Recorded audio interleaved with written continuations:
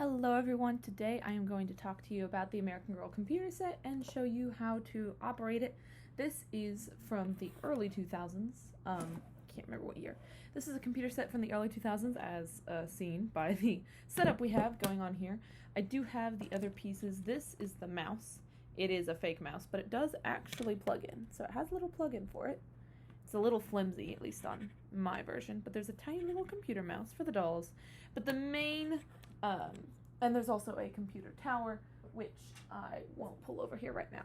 The main focus of this set, though, is the computer, which works essentially as a digital organizer / a pager for kids, and these were extremely popular during the early 2000s as I grew up in that era. And today I'm going to show you how to operate it. This is the clock screen. I have already set it to today's time and date. I'm also going to try to make sure that I can show these things well. So this is the clock screen. I've already set it to today's time and date, but in order to set it to today's time and date, you are going to hit the set button. The day will be calculated automatically based on the date that you put in. You are going to start with the time, so I'm just going to keep doing the same things. It is 6:57. I'm not sure about dragging. If you need to change AM or PM, you are going to press the M key to change between AM and PM. Hopefully, yeah, you can see that there.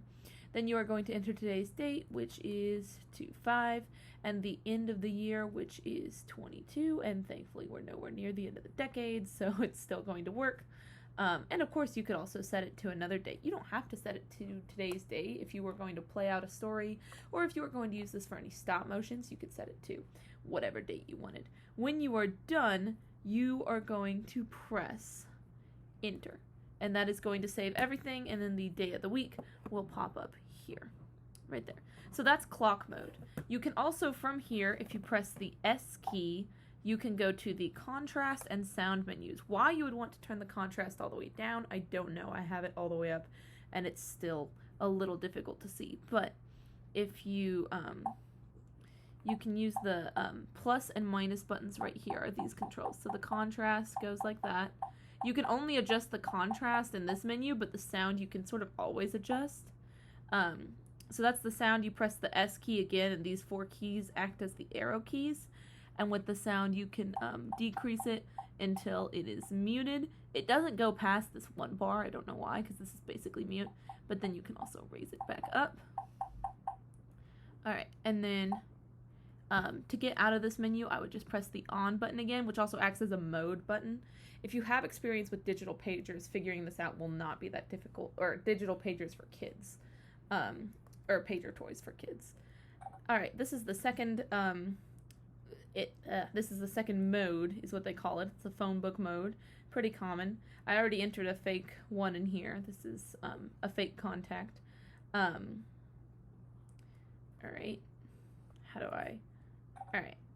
I'm not sure how you get out of the contact thing, but then if you want to enter you just go to this screen and start typing, and the first line will be, let's do another H name, Hallie, and then you hit enter, and the phone number will be just a bunch of random numbers, then hit enter, and it will say saving. I know this is very difficult camera work. All right, next, you hit the on button again, which, like I said, acts as the mode button. This is a calculator. It does what a calculator does. 5 plus 5 equals 10. All right. Here are the 3 games. This was the hardest part for me to figure out. This is the slide puzzle game. Oh, whoops. You have to hit enter to go to the games. So, oh, wait, hold on.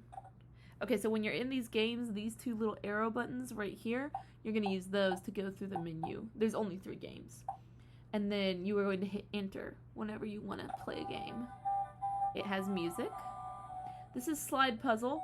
Your goal is to slide all the numbers around until you get them 1 through 15. 1, 2, 3, 4, 5, 6, 7, 8, 9, 10, 11, 12, etc., etc. So, what you do is you go to a number, you hit enter, and it moves into the empty spot.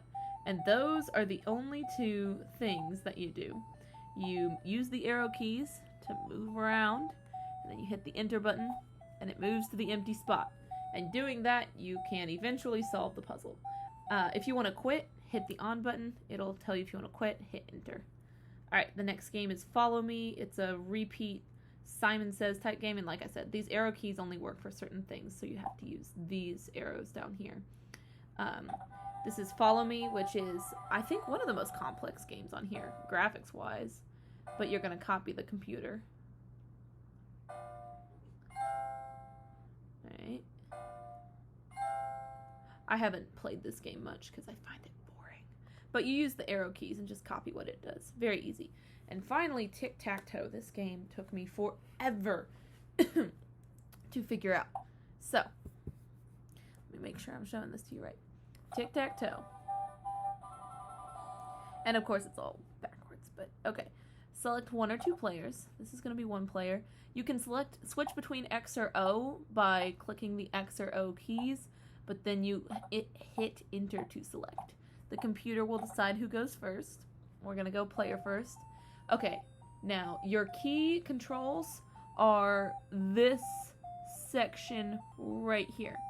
TYU, GHJ, VBN.